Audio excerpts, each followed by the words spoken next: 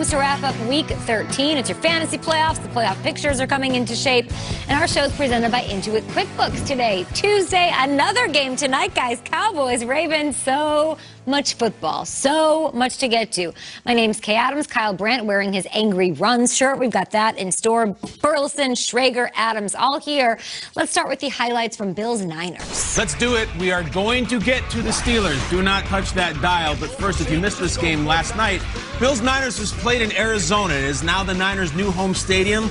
They will play 3 of their next 4 games there because they are not allowed to play in their actual home stadium. Kyle Shanahan has not had a lot of success there. Let's see if this changes. That man is going to say that's going to continue. Josh Allen was spectacular. Down 7-0. Look at this throw. This is a 10 out of 10 Rembrandt. Why are we showing that? Gabriel Davis, 22 yards. Watch from the reverse angle. Right, look how tight the spiral is. Right over the linebacker, right in stride, into the breadbasket. Josh Allen was doing that all night. First and goal now. It's still down 7-0. It's the second quarter. Cole Beasley. Cole Beasley had a career high in everything, I think. Can I get a good celebration? Oh, and they're going to rock the little baby to sleep. John Feliciano, huge credit for that. We will play that again, trust me. Dawson Knox, get up! Oh, yeah! Dawson Knox with some great blocks out front from his wideouts, dives in, usually prefers to go through people. In this case, he went over. 17-10 now, just running free. Isaiah McKenzie, 23-yarder. Just pearls and dimes and BBs all over. 27-17 now. Josh Allen's just going to start flexing on him. Look how wide open we are. Oh, my gosh. We had a little pump fake. That's Gabriel Davis. Hey, watch this. A little bit. And, there's some very good defensive players on the 49ers. One of them is named Richard Sherman, who were way out of position on a couple of these plays last night, and I credit 17. Josh Allen, 34-24. Niners get one late to make it closer, but this was all Bills. Allen was spectacular. All right, let's keep these highlights rolling. Washington, the Steelers, and there is Big Ben. Big Ben is going to drop back. He's going to find Jane Washington. Watch this move inside, and then he hits the sideline, and this man is gone. James Washington, 50-yard touchdown, takes it to the crib. Taking a look at this. Here's a stat for you. When leading by 14-plus points since 04, they are 109-1-1. That's a wild statistic. One loss to the Chargers. 14-0. I guess you're going to say they're going to win? Maybe. We'll see. Keep watching these highlights and you'll find out. Rookie Gibson, he goes down with the leg injury. Speaking of leg injuries, Alex Smith, if you have a weak stomach, you might not want to pay attention to this. He gets kicked in the shin. He literally has a red sock, which is chilling. I guess you could say it's Kurt chilling. Nice. Yeah. All right, fourth quarter now. Let's move this along. The score, 17-10. Steelers with the lead. Alex Smith dropping back. Logan Thomas is an absolute baller. Yep. They did a couple of trick plays. They did one that didn't work where he was behind center. But he's been making plays, especially the last couple of weeks. He threw a touchdown, caught one right there. Okay, Big Ben. He's still in it, trying to make a play. Oh, but it is incomplete. They go for it. That was 4th and 1. Aggressive play call. Now, Alex Smith, he gets the ball back. Cam Sims, guys. Let me introduce you to this young man. Go on. He's big, he's strong. This is a one-handed catch down the sideline, 29 yards. What a stud. First down, Washington. He is a baller. And this is a field goal that puts Washington ahead. Dustin Hopkins. The kick is good. Washington leads 20-17, 2 minutes left. All right, 2 minutes left, right? Big Ben has a chance. It's not down by Montez. Don't sweat the technique, and it is intercepted by John Bostic. It's a wrap, guys. It is a wrap. The undefeated Steelers are no more. Okay, Chase. Chase Young and that defensive line were all over Big Ben. Shout out to Washington. They win this one 23-17. Let's hear from the game-winning head coach and quarterback. You know, you want to be playing your best football come this time of year. And we knew this was going to kind of be this brand of football coming up here, you know, playing Pittsburgh in December. We knew it was going to be a little bit ugly. And proud of our team, I think, to find a way to win this game like that. This really does rank up there, just because of the fact, who we beat. We beat them in Pittsburgh. If you could describe what it was like after that win in the locker room. Euphoria. They really are. I mean, these guys deserve it. We've been down for such a long time, and we're trying to rebuild ourselves and build up. And this is something that we can build off of. And again, like I said, just really proud of the way they play. Congrats, Coach. We love you. Washington very much alive in the playoff hunt as well. The Giants still have the tiebreaker in the NFC East, but the football team is coming. The Steelers, they still hang on to the #1 seed, and a lot of questions about this out on Twitter. They have it because of the tiebreaker with the Chiefs. Pittsburgh, undefeated, no more. How about this win for Washington? It wasn't just that they won, it's how they won that stood out, right? They lose Antonio Gibson. Somehow the Steelers were able to contain Terry McLaurin, and they got it done with guys like Cam Sims and Logan Thompson. It was an incredible, incredible showing. What did you make of this upset yesterday? Yeah, it's 3rd and 4, and it's like the season is on the line, and Alex Smith needs to make a play. And part of me is thinking, Alex Smith's been in the league a long time. I don't have this great reservoir outside of that Saints playoff win of him making the big play and getting it done. And he goes to Cam Sims. And Nate, you mentioned this kid is making a statement. Look at the catch one more time. This is for the season on the line. A one-handed grab with a defender draped all over him. And I'm like, Cam Sims. All right, I'm sure he must be an unknown player from a small school. Cam Sims played 4 years at Alabama. I have no recollection of Cam Sims. He had 7 catches one year for Alabama, 6 catches one year for Alabama, 14 and 14. Alabama churns out NFL superstars, churns them out. And yet you still have these undiscovered gems coming from the Crimson Tide. Cam Sims makes the biggest play, and you heard Ron Rivera, euphoria. This team was down 14-0. Wild. For much of the first half, before that weird play to end the first half with Alex Smith. And they didn't give up. They were on the road against an undefeated team, a team they haven't beaten since 1991, and they find a way to win. Look, I look at the common thread of Brian Flores and Joe Judge and Ron Rivera. These are guys that players, they aren't coddled by. Like, you're not going to be given the kids' gloves by Ron Rivera or Judge or Flores. But by the end of the season, players want to run through a wall for those coaches. And this is a disciplinarian, but a guy who has these guys believing. He said euphoria was the feeling afterwards. I think if Washington fans are watching this morning, thinking about the next few years and their future and what they've seen in the past, euphoric is a good experience. They're euphoric. It's awesome. And it's especially confusing with Sims because they also have a Sims Jr. in the same huddle. Like, who are these guys? Well, they just beat an 11-0 team.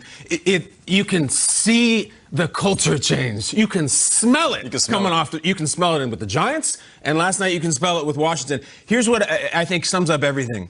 The Pittsburgh Steelers under Ben Roethlisberger, when leading by 14 points going into this game, were 109-2-1. They don't lose those games. They don't lose them at home, and they don't lose them to a Washington sub-500. Yes, they did. And this is the craziest compliment I can give Washington and all this scar tissue we have for years and decades of terrible free agents and Albert Hainsworth and Adam Archuleta and all those guys. They're well built. They're really well built. Here's the story of the game. They never rushed more than 4. They just put those 4 Dobermans up front and attacked. They were barking. And here's the craziest part. They didn't sack Ben one time. They didn't need to. They batted 7 passes. Crazy. 7 passes. Montez was like Dikembe. That's what I'm saying. He was shaking the finger, and not from some little short guy. This is Ben Roethlisberger, who knows how to throw over the line. Never sacked them. Didn't need to. Dropped 7 every single time. Awesome construction of this team with the D-line and the running game. Bostic is the ex-Steeler of all time. They didn't make a one play for the Steelers in years. He's making all plays all over the field. And the only thing I look at is regret. If they had started Alex Smith to start the season, they'd be running away with this thing right now. That's it. Yeah. They would be. They've already wrapped up the East, and it's frustrating. But I will double down on euphoric for a team that has a lot of bad football moments and a lot of terrible non-football moments. Great night for Washington. Great night. No doubt about it. And listen, we'll talk about the Steelers the rest of the show. We'll talk about them the rest of the season. Their season obviously isn't over. No. You'd rather take an L right now than to take it in the playoffs. I'm glad we're talking about the Washington football team. I'm glad we're talking about teams within the NFC East. But this isn't the first time somebody on this show has brought them up. I've learned that the NFC East is the most entertaining division. You're a glutton. Is it now? I'm on it. I've been saying it every week. Now, here's the thing. Just look at this. It's sadistic, Nate. Did you watch last night? Oh, no, you didn't. All right. We know what happens to teams that we feel like got it and they're going to run with it. Sure. There's going to be teams that have nothing to lose. The scariest team to face in the playoffs, one of these teams. Nate just said the scariest thing in the entire league is facing one of these teams. In the playoffs. Yeah. Oh, yeah. No. The team facing the Chiefs is definitely... Strakes. God, maybe it might face Carson Wentz and Jalen Rager this weekend. What are you talking about? Strakes. Most entertaining division? That's a fallacy, Nate. Strakes. That's a terrible division. As my sons say when they're arguing with each other, just sit back, Schrager. Okay. Let me do my job. All right? I'll sit back. I'll take the L. Go on. Okay, so all of a sudden, we're excited. We're talking about the Giants who smacked up the Seattle Seahawks, and then last night, The biggest win in all of the NFL came as the Washington football team 100%. beat the Steelers. Now, I'm not going to sit here and say that these teams are the best in the NFL. I will say this, and I will repeat myself. This is the most entertaining division. Why? Because there's nothing worse than facing a team that has nothing to lose but everything to gain. Led by a head coach who is literally just fighting for his life and gain control. A quarterback who is literally fighting to walk again and is back on the field. For his life, too, yeah. Who cares if one of these teams get into the playoffs? Who cares if they win in the playoffs? You know who cares? One of these squads who makes it in. I've been there before. The reason I brought that up is because I understand. I haven't always played for the winning team. I never played for the Patriots or the Steelers. We always scraped and fought to get to the playoffs. And you remember when and this is what I realized about the playoffs. The moment we got in and I realized everybody wrote us off, that's when we were the most dangerous. So that's why I brought that up. Schrager. You called it, man. Nice. You were awesome, dude. Thank you, bro. It's cool. Let's respect the NFC East. He also said the Browns were going to win the Super Bowl 2 years ago. They went 0-17. Browns are pretty good this year, huh? You didn't make that call this year, but listen, that's for you guys. You two, you guys tweet about it. What is you that? three, you gotta do. What do you mean tweet about it? Entertain. I did tweet you last night. Did you get my tweet? I saw the tweet. Most entertaining division. You're doubling down. I am doubling down. Yeah. Because my whole point then was you didn't believe what you were saying. That at that time, when we were coming off an Eagles loss, off that Cowboys disaster, entertaining to me, and you both host entertainment shows, you're purveyors of entertainment. I'm not going to question you on entertainment. Wait, why are you lumping me into it? 100%, 100%. I hear you. Shrakes. I get it. You guys love entertainment. You guys love entertainment. You know what entertaining means? Entertainment to me is Chiefs offense, Saints offense. Like, that last night was a great win, and I love the NFC East. Trust me, I love the NFC. That wasn't one of the most entertaining games of the year? That was a very sloppy, ugly, grinded out. That's not entertaining. I was not with you that they're the most entertaining. As a football player. I doubted you. Entertainment doesn't mean... That division is not the best or entertaining division. As a football player, entertainment doesn't mean high scoring. You see that every single weekend. The Patriots just scored 45 points. Was that entertaining? No. What's entertaining is when a team within a division that has been terrible all year flips the table over and then waves to the rest of the world saying, don't forget about us. I love what Washington's doing. I love what the Giants are doing. Entertaining to me, if I had to choose to watch that game or some of the other games, entertaining to me is maybe a little differently. And I guess I'm going to be roasted. But Triggs, you weren't surprised Washington won. You in a commercial break yesterday said, I don't know, man, they have a lot of rest. The Steelers played on Wednesday. Yeah, you said it. You didn't say it was a quick turnaround. Your problem is the Cowboys are going to lose 13-5 tonight. And the Eagles are unwatchable. And the Giants in a win. That wasn't exactly, whoa, rah, it was like a grinded out. I think it might be the most compelling. Compelling might be. That's just my take, though. I don't want to correct you. Interesting might be the word. Entertaining from... Pat Mahomes putting up 50 points isn't that entertaining to me. I almost come to expect it. It's like normalized? I like the fact that there's teams within the division that we wrote off months ago are now shocking everybody. Yes. And don't be shocked when they win their first playoff game once they get in the tournament. Who do you like better, Washington or Giants? Right now, we're going to talk about this a lot, I'm sure. Momentum-wise, I mean, the Cowboys don't have it, right? They played tonight. They've lost 5 of the last 6. Giants swept Washington, right? So it's like... So kind of a while ago, though. Feels like a different Washington's defense was so good yesterday. It's about peaking at the right time. And I was going to say they're so fun to watch. That